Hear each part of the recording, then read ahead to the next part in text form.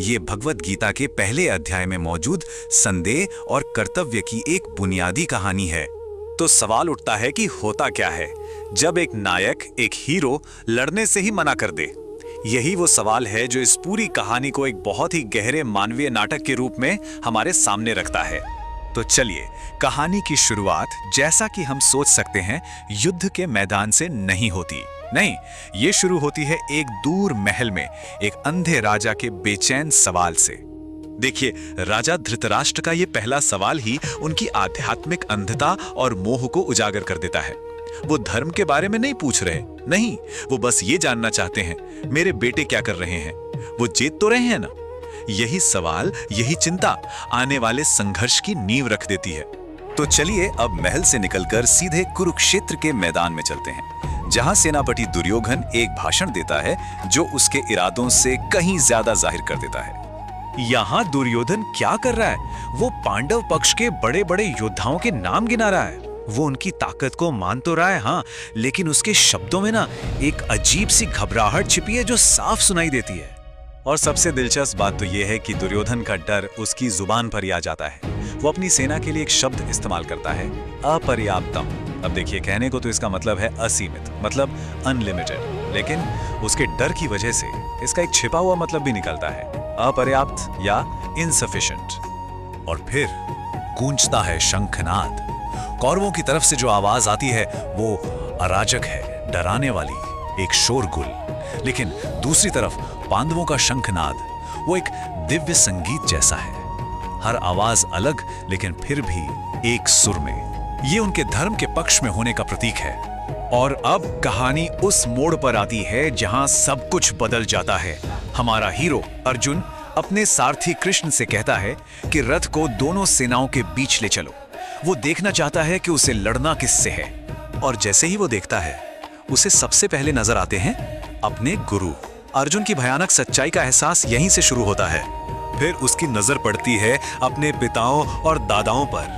यह एहसास उसके दिल पर एक बोझ की तरह बैठता जाता है। वो देखता है अपने ही बेटों और पोतों को। अरे ये कोई अनजान दुश्मन नहीं है, ये तो उसके अपने हैं, उसके प्रियजन। और फिर दोस्त, साले, रिश्तेदार।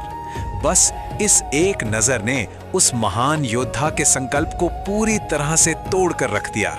तो अर्जुन क्या देख रहा है? वो देख रहा है कि उसका पूरा जीवन, उसके सारे रिश्ते उसके खिलाफ लड़ने के लिए खड़े हैं। ये सिर्फ दुश्मन नहीं है, ये स्वजन है, उसके अपने लोग।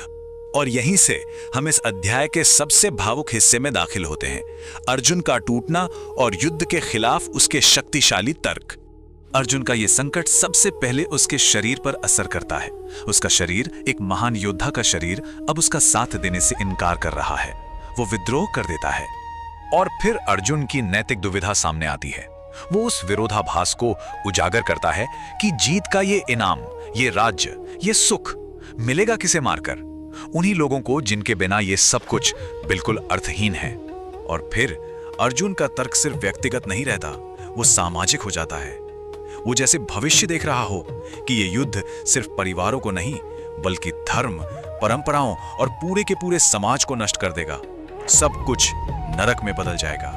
और अंत में अर्जुन उस नतीजे पर पहुंचता है जो उसकी निराशा की गहराई को दिखाता है। वो कहता है कि पापी बनने से तो अच्छा है कि मैं खुद शिकार बन जाऊं, भले ही वो मुझे निहत्ता और बिना विरोध के मार डालें।